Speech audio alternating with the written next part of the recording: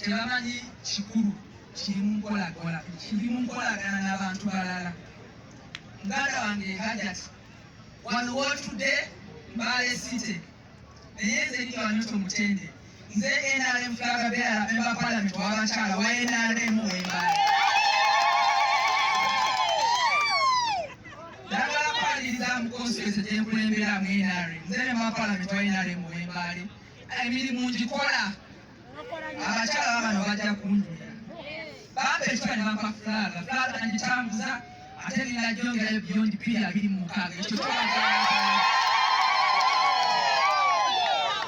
so wadde program yoya abavubuka nakwambalidde gomasi omukolo gwomu gw'ekitiibwa lwakumanyi mukyala memba wa parliament wa NRM gw'ebugisu so nyambadde busuuti mbe mu kiti kyammwe eky'abavubuka. Abavubuka manyi tutuze kukwata kintu kyammwe abavubuka tuze bakwatyako kwezere kwatyako abavubuka kino kintu kikyenye kino kintu kyammwe. Mukama wange president yatugamba ti ofisi ya national chairperson yenga NRM chairman agikwasiza abavubuka tekitaba kwa Katonda tukuyozayoza okufuna obuvunaanyizibwa obutambuza abazzukulu ba muzeeyi mu Uganda bonna. Eyo feva Mukama yagikuwa tusanyukire. Abasiraamu mutole takbir. Tuliwo okwagaliza obudde batwana myalo obatwagala obatatwagala. So muzeeyi yamukwasa ofiisi eno naye agamba bakivuge ng'abavubuka. Kati nze olwaleero nze singa bosi ereetase ekintu ejjeeko nzize ng'omutuuze ow'Embale City n'abakyala bannange bano tukwaniriza bakooli mukyala munnaffe atuwadde ekitiibwa ng'abakyala mu Uganda. Nze nina feva yange nga Wanyoto Lydia okugamba nti nze nkulembera abakyala mu Uganda bonna aba NRM nzaani bannange. President n'atooba vice president n'atooba speaker n'atooba prime minister n'atuwa 48 buli kikumi ministers n'atuwa ofisi ye nga national chairman nga Hajat yagituddemu. Mbadde nsaboddeyo ogambe president lwakuba omulaba nze ekyo kimanyi tumusabya asuke bulungi omugane nti abakyala b'Embale basiima tujja kusiima bwera naye ku ssaawa zino tusiima tubeere bagumiikiriza ebirala bijja kujja. Njagala kwebaza ba RDCs bakyamaanyi ba NRM abavudde mu sabudiyoni yaffe ey'ebugisu abavubuka mwebale kuteekeka mukolo guno ba NRM mwena abakulembeze ndale mukama wange Nemumbe naye ali wano n'abalala mwena mwebale kwaniriza muganda wange muto wange ntambudde ne Hajat Nayalo twabadde akyoli nga ali mu bavubuka ekyo n'akikuba. That is their language bwakikubye tulaba byogera yagenda akyoli n'akikuba ng'amulaba ne ngamba Nayalo kikubye nengenda naye alwamweza n'akikuba n'abavubuka ne ngamba Nayalo kikubye. Nabadde naye e Masaka kuleta Masaka nekumaaso nannyinga tunagenda ekalangala naye n'akola ki n'akikuba bavubuka banne ng'atambuza njiri ya mukama waffe president mukama wange president. Njagala kukwebaza lwakuba bino tetambula ezono meetings obadde ogenda ahead n'omuddayizinga mukama waffe webale.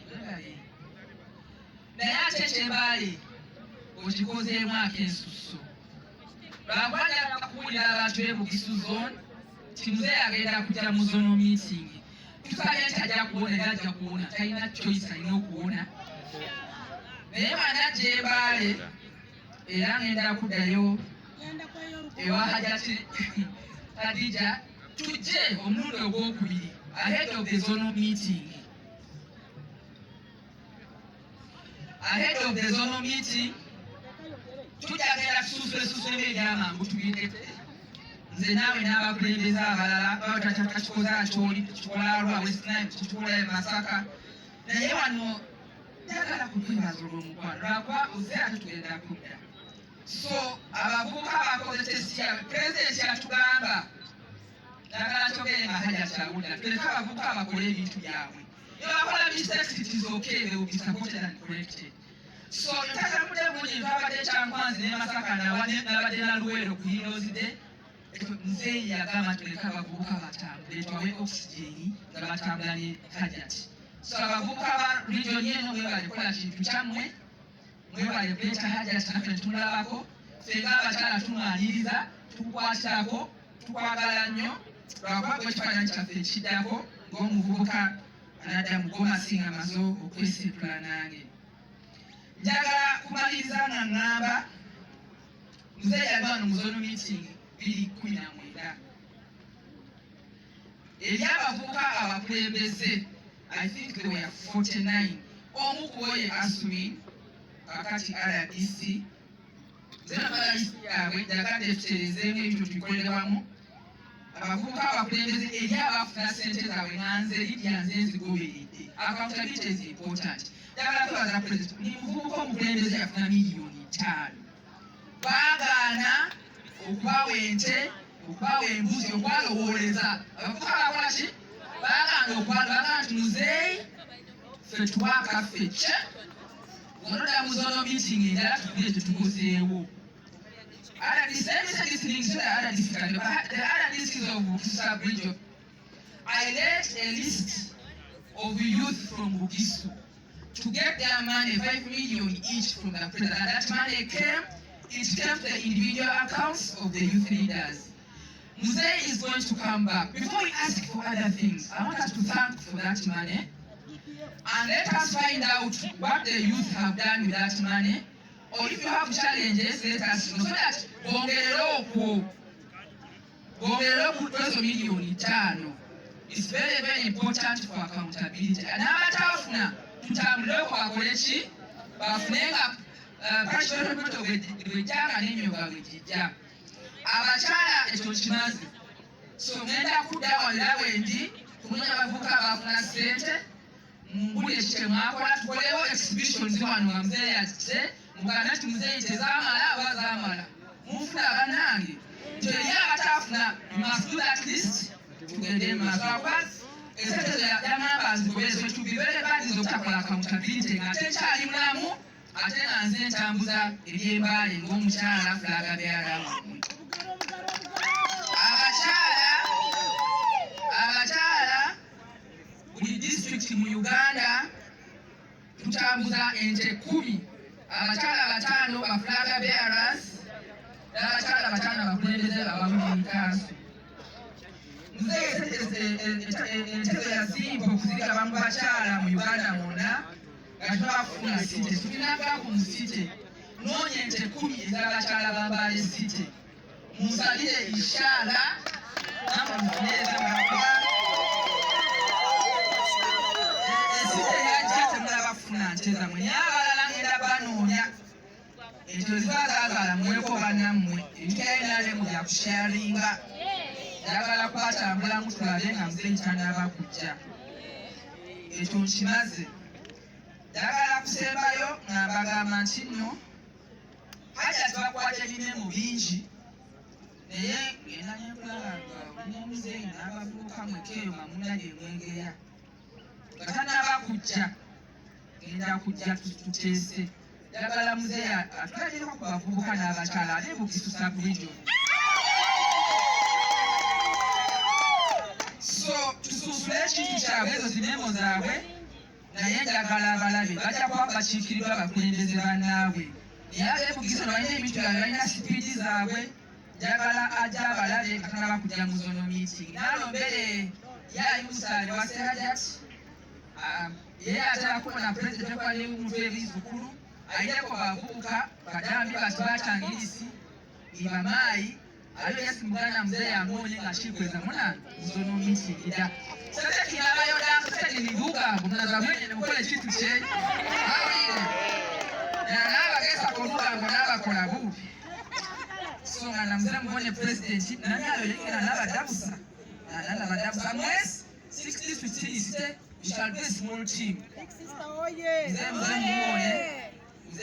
Nakumaliriza ngano maseti president yasubiza kitesaba kutuusa wano yestudio y'abavubuka.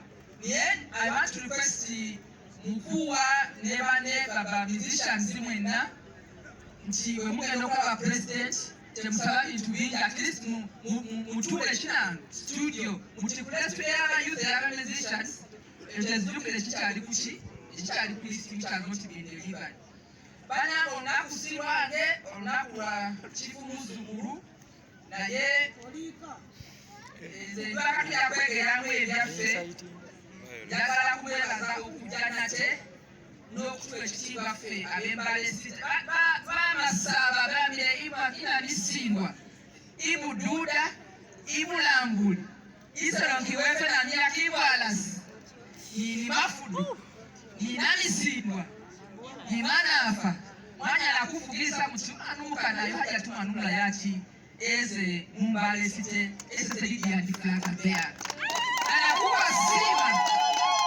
Anakuwa sima, mwanya la kupa lugosi nga host MP Flagabea. Nana mwabone nasitowe kweli.